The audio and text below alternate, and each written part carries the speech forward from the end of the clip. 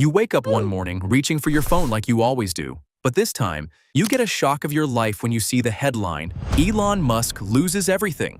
Of course, you don't believe this, so you scramble to check other news outlets to see if this is true. And sure enough, every page, article, and video all say the same thing. The richest man in the world has literally lost everything. No more luxury cars, no more private jets, no more mansions, and no more Tesla or SpaceX shares. His net worth just went from $826 billion to zero. You are literally richer than Elon Musk now. So what the heck happened? As you search deeper on your computer, you realize that everyone in the world is just as confused as you are. One person says he was hacked, another says the government took everything, another says it was the IRS. But in your gut, you know this is all real, and you are right. So now the real question begins. How is Elon Musk going to survive this tragedy? And most importantly, how will his life turn out now after losing everything? The collapse. The first hour is not sadness, it is shock for Elon. Financial shock. Because Elon's wealth isn't sitting in a bank account, he does not have hundreds of billions of dollars in cash. Instead, most of his money was tied up in ownership such as Tesla shares, SpaceX equity, stock options, loans, and assets. This is how many billionaires are rich. They do not hold all their money in cash. Instead, they own things that are worth a lot. But there is a problem with this. You see, if those assets fall in value, the entire system can break. And for Elon, that break starts fast. In the first hour, calls from lawyers would flood in, wanting to know what had happened. Lawyers would be spamming Elon with questions. What can be saved? What can be delayed? What can be fought? Not long, the banks start calling, and they aren't asking if Elon is okay. They are asking one thing: where the heck is our money? This is where the term collateral matters. Collateral is something valuable you promise to a bank when you borrow money. For example, if Elon borrows billions, he may use Tesla stock as collateral. That means he is basically saying, if I cannot pay you back, you can take or sell this stock.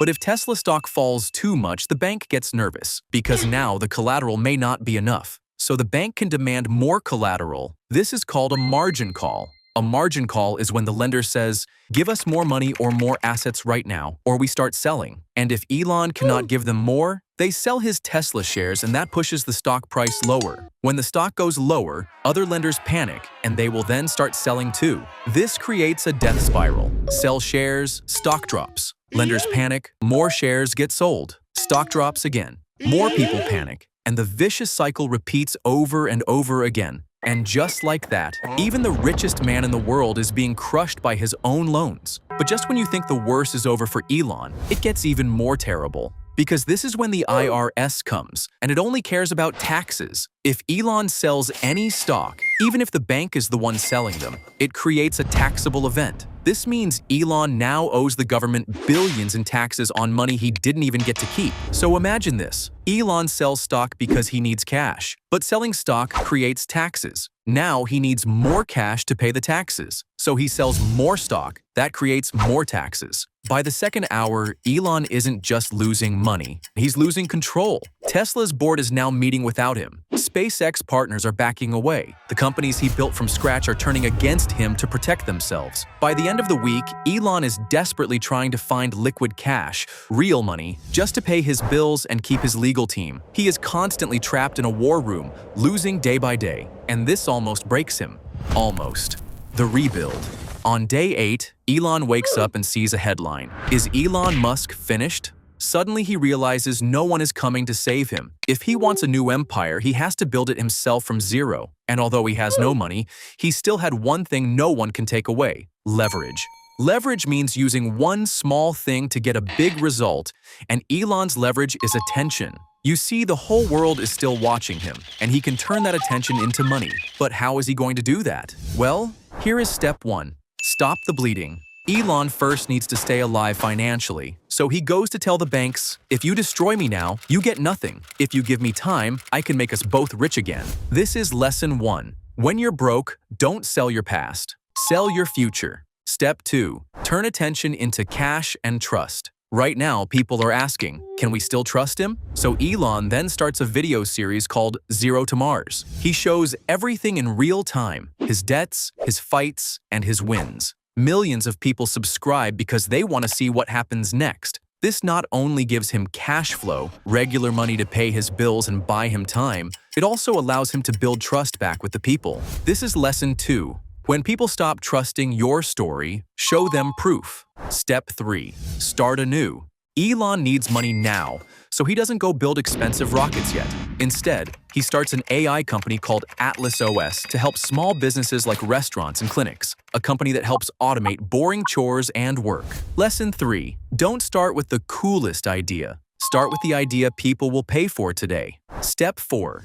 Building a team. Because Elon can't pay high salaries now, he offers equity to hire people instead. This means his workers own a piece of the company instead of money. This interests some people because if they help the company win, they get rich too. Step 5. Sell before you build. This is where it gets interesting. Elon doesn't wait years to finish his product. Instead, he finds 100 businesses and says, "Pay me the money first. If I can't help you in 30 days, I'll give your money back." He then gets 100 people to say yes. Now, he has $1 million and proof that his idea works. Step 6. The flywheel.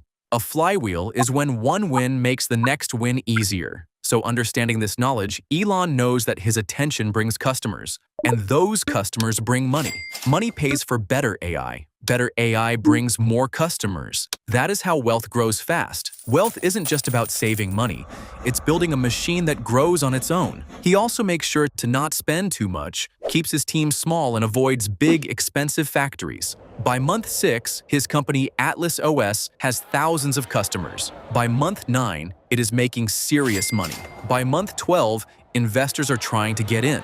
And by the end of the year, Elon is back in the game, but he isn't a trillionaire yet. So is he going to get there in the next 10 years? In year 1, Elon Musk is no longer broke, but he isn't the old Elon too. His net worth is now between $2 billion to $5 billion.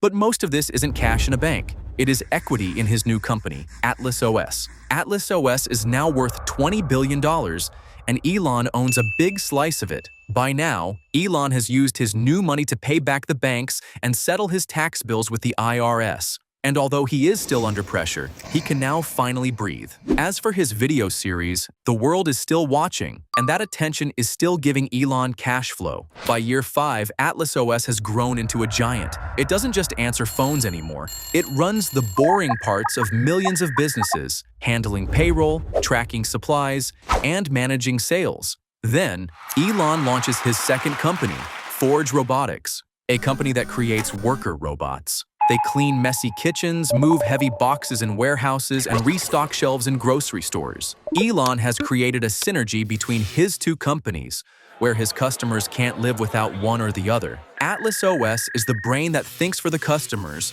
and Forge Robotics is the body that physically does all the hard labor. By year 5, Elon is worth over $100 billion.